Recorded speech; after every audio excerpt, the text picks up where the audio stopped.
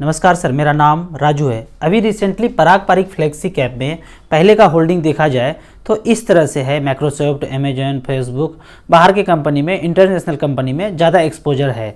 लेकिन अभी इन दोनों देखा जा रहा है, ये जो भूतकाल ख़त्म होने जा रहा है और सब कुछ वर्ल्ड में नॉर्मलाइज हो रहा है, सब लोगों को ये पता चल गया कि ये भूतकाल का षड्यंत्र रचा गया है। तो अब धीरे धीरे इन कंपनियों का मार्केट धाराशायी हो रहा है।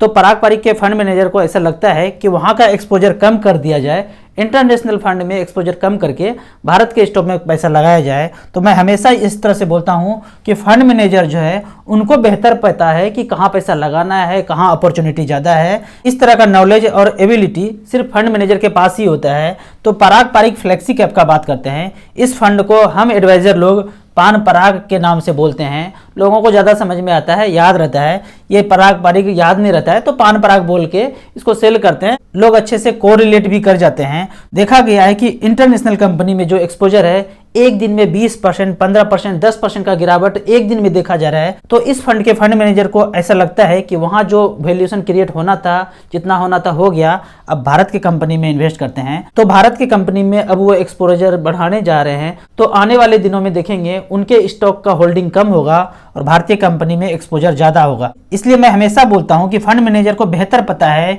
कि उनको कहाँ पैसा लगाना है। जो लोग भी इंडिविजुअल स्टॉक में पैसा लगाए होंगे तो वो डिसाइड नहीं कर पाते हैं कि पैसा उसमें बने रहूं या ना बने रहूं, क्योंकि सारा चीज़ आप चेक नहीं कर सकते हैं। एक इंडिविजुअल सब कुछ चेक नहीं कर सकते हैं कि उनका वैल्यूएशन गिर क्यों रहा है, कब तक गिरेगा, आने वाले 5 साल में वो कंपनी कितना वैल्यू क्रिएट कर सकते हैं। ये सब कुछ एक इंडिविजुअल एनालाइज नहीं कर सकते हैं। इसलिए म्यूचुअल फंड एक ऐसा जरिया है जहां फंड मैनेजर बैठे हुए हैं, सारा चीज वो एनालाइज करते हैं और लंबे समय में वेल्थ क्रिएशन करते हैं वो म्यूचुअल फंड में। कोई व्यक्ति ये बोल सकते हैं कि मैं ज्यादा जानता हूं, फंड मैनेजर के जितना ही मैं भी जानता हूं। अगर तो ये सच है तो जो भी आप काम कर रहे हैं वो ना करके फंड मैनेजर का काम करते होते। अगर बेहतर आप वैल्यू क्रिएट करते हैं, शेयर में पैसा इन्वेस्ट करते हैं और हमेशा आप उससे ज़्यादा पैसा बनाते हैं तो फंड मैनेजर ही होते, किसी दूसरे प्रोफेशन में नहीं होते। मैं अपनी बात करूं तो मैं फंड मैनेजर से बेहतर कभी नहीं हूं, उनके जैसा कभी नहीं हूं, क्योंकि मेरा मानना है मेरा जो एजुकेशन है उनके जैसा नहीं है, उससे बेहतर नहीं है। अगर उनसे बेहतर होता तो हम फंड मैनेजर बन सकते थे, पर फंड मैनेजर से एजुकेशन कम है इसलिए हम फंड मैनेजर नहीं हैं, एक एडवाइजर के रूप में ही हैं। जो लोग डायरेक्ट शेयर में पैसा इन्वेस्ट करते हैं उनको मैं बोलता हूं कि आप महान हैं। उतना महान मैं नहीं हूं। क्यों मैं ऐसा बोलता हूं कि जब लॉस होता है शेयर में तो वही लोग 99% लोग बोलते हैं कि शेयर बाजार खराब है, यहाँ पैसा मत लगाओ, यहाँ डूब जाता है, खत्म हो जाता है, क्योंकि वो अपने मर्जी से पैसा डालते हैं। उसके बाद लॉस होने पे अपने एबिलिटी पे लॉस होगा ही होगा, क्योंकि इतना ज़्यादा एबिलिटी नहीं है जो फंड मैनेजर के पास है। लॉस होने के बाद मार्केट को हमेशा गाली देते हैं, जिंदगी भर बोलते रहते हैं, अपने समाज में, रिलेटिव में सबको बोलते हैं कि मार्केट में पैसा नहीं लगाता है। मार्केट बोल दिया तो सब कुछ खत्म हो गया, वो म्यूचुअल फंड भी उसी में इंक्लूड हो गया।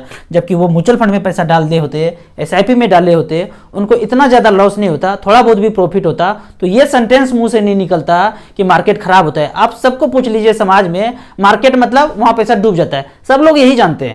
दूसरा फैक्टर यहाँ पे ये है जिससे मैं हमेशा शेयर से दूर रहता हूँ कि मान लीजिए कि शेयर में आप कितना पैसा लगा देंगे, 1 लाख लगा देंगे, 2 लाख लगा देंगे, 3 लाख लगा देंगे, 4 लाख लगा देंगे, 10 लाख लगा देंगे, इतना ही लगाएंगे क्या? 1 करोड़ रुपया आप शेयर में लगा सकते हैं? नहीं लगाएंगे। क्यों? डर के पीछे हो जाएंगे, भाई इतना पैसा नहीं लगा सकेंगे। क्यों? क्योंकि आपको लगता है कि ये रिस्की एसेट है, नहीं लगाएंगे। जबकि मैं तो म्यूचुअल फंड में 1-1 करोड़ रुपया फैमिली मेंबर्स में इन्वेस्टेड हूँ, सबके पास इतना पैसा है और यहाँ कॉन्फिडेंस है कि हमारे ऊपर कोई फंड मैनेजर बैठे हुए हैं, तो हमें ये भरोसा है चाहे कुछ भी भूचाल हो जाए तो वो फंड मैनेजर हमें बचा लेंगे। हम अपने एबिलिटी पे खुद भरोसा नहीं करते हैं। क्यों नहीं भरोसा करते हैं? कैसे प्रूफ होगा? आप 1 करोड़ रुपया शेयर में लगा के दिखा लीजिए। तो इसका मतलब है कि हमें खुद पे भरोसा नहीं है, तो ही तो हम 1 करोड़ रुपया शेयर में नहीं लगा पा रहे हैं। पैसा है पर लगा नहीं पा रहे हैं। कहाँ रखे हैं? बैंक में रखे हैं, पोस्ट ऑफिस में रखे हैं, एक बिल्डिंग देखा वहां पे वो खरीद लिया, पर शेयर में नहीं लगाया। जबकि म्यूचुअल फंड में आप धीरे धीरे पैसा इन्वेस्ट करेंगे तो आपके पास वो कॉन्फिडेंस होगा कि आप यहाँ 5 करोड़ रुपया होगा तो भी 5 करोड़ लगा देंगे, क्योंकि आपको ऐसा लगता है, मन में विश्वास होता है कि ऊपर एक फंड मैनेजर बैठे हुए हैं, बुरे से बुरे स्थिति में भी वो हमको बचा लेंगे। और यहाँ पे तीसरा फैक्टर एक और है कि मान लीजिए पूरे जीवन में आपने मार्केट से 4 करोड़ रुपया बना लिया, 80 साल का एज हो गया, अब ऊपर चले गए। अब उस शेयर को कौन देखेगा? कौन ट्रेडिंग करेगा? क्या आपके बच्चे करेंगे? मेरे बच्चे करेंगे? पता ही नहीं, उनका तो कुछ और इंटरेस्ट है, उन्होंने कभी शेयर मार्केट में पैसा लगाया नहीं, कभी ट्रेडिंग किया नहीं, लॉगिन ID पासवर्ड है ही नहीं।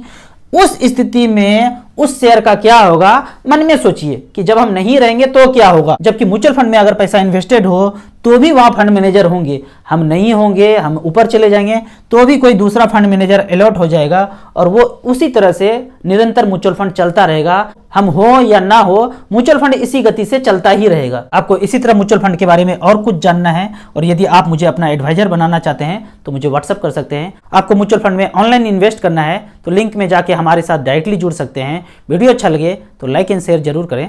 Thank you so much.